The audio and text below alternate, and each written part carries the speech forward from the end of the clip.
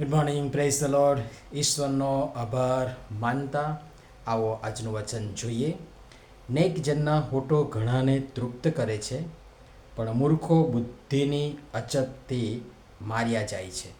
નીતિવચનોનું પુસ્તક તેનો 10મો અધ્યાય ને 21મી કલમ. આજનો વિચાર. ખ્રિસ્તમાં અતિ પ્રિયવાલા મિત્રો, પ્રભુ ઈસુ ખ્રિસ્તના ગૌરવવાન નામમાં આપ સર્વને સવારની પ્રેમભરી સલામ. વચનમાં બે પ્રકારના વ્યક્તિને દર્શાવવામાં આવ્યા છે, અથવા તો વચન બે પ્રકારના વ્યક્તિને દર્શાવે છે. એક નેક અને બે મૂર્ખ. જોઈએ, નેક જન, જેના હોઠોની વાત કરવામાં આવી છે, જે ઘણાયને તૃપ્ત કરે છે.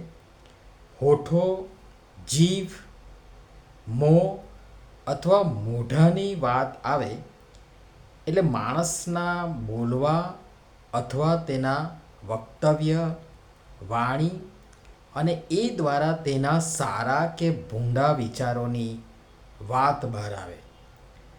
નીતિવચનનું પુસ્તક તેના 13મા અધ્યાયની 3જી કલમ કહે છે કે પોતાનું મોઢું સાચવીને બોલનાર પોતાના જીવનું રક્ષણ કરે છે, પણ પહોળા મોઢાથી બોલનારનો વિનાશ થશે. આમ હોઠો, જીભ અને મોં અથવા મોઢા દ્વારા સાચવીને તોલમોલ કે બોલવાવાળો માણસ પોતાના જીવને તથા સંલગ્ન ઘણાયના જીવને પણ બચાવે છે, જ્યારે બીજી તરફ પહોળા મોઢાથી મૂર્ખતાભરી વાતો કરી મૂર્ખ પોતાની ઓછી, જે વચનમાં પણ કહેવામાં આવ્યું છે પ્રમાણે, પોતાની ઓછી બુદ્ધિનું વળવું પ્રદર્શન કરતા હોય છે. અને એ રીતે જોઈએ તો એની સાથોસાથ તે પોતાનું અને સંલગ્ન ઘણાયના વિનાશનું પણ કારણ બને છે. જેમ જે પહેલું આપણે જોયું કે જે સાચવીને બોલવાવાળો માણસ છે એ સંલગ્ન ઘણાયના જીવને બચાવે છે, જ્યારે ગમે તેમ વિચાર્યા વગર બોલીને પોતાની બુદ્ધિનું વરવું પ્રદર્શન કરે છે, એ એની સાથોસાથ પોતાના સાથે સંલગ્ન ઘણાયના વિનાશનું પણ કારણ બને છે. ને સાહેબ, આપ સર્વને પણ એ અનુભવ હશે જ કે આ હોઠો, જીભ, મોં અથવા મોઢામાંથી નીકળતા સારા અથવા ભૂંડા શબ્દો એ સર્જન પણ કરી શકે છે ને વિસર્જન પણ કરી શકે છે.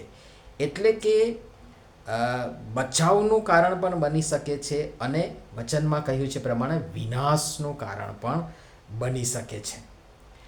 અને એમ જોતા જે જગતભરના યુદ્ધો, લડાઈ, ઝઘડાનું મૂળ કારણ જે છે આપ સર્વ જાણો છો. અને માટે થોડાક વચનો હું આ સંદર્ભે નીતિવચનના પુસ્તકમાંથી જ આપવાના માટે પ્રયાસ કરીશ ટૂંકમાં. તો 15મો અધ્યાય અને 7મી કલમ કહે છે કે જ્ઞાનીના હોઠો જ્ઞાનનો ફેલાવો કરે છે, પણ મૂર્ખનું હૃદય એમ કરતું નથી. 16મો અધ્યાય ને તેની 21મી કલમમાં બહુ સરસ વાત કરવામાં આવી છે અને કહ્યું છે કે જ્ઞાની અંતઃકરણવાળો માણસ સાણો કહેવાશે અને મીઠા હોઠોથી વિદ્યાની વૃદ્ધિ થાય છે.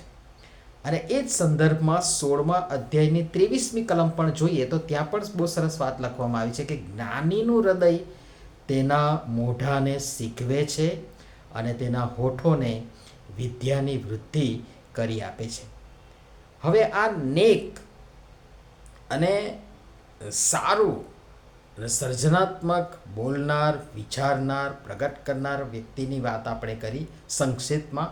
અને હવે મૂર્ખોની પણ આપણે વાતો કરીએ તો જ્યારે મૂર્ખો, આ બધું આપણે જોયું, ત્યારે મૂર્ખો બુદ્ધિની અછતથી માર્યા જાય છે. વચનનો બીજો ભાગ એ બાબત દર્શાવે છે કે મૂર્ખો પોતાની બુદ્ધિની અછતથી માર્યા જાય છે.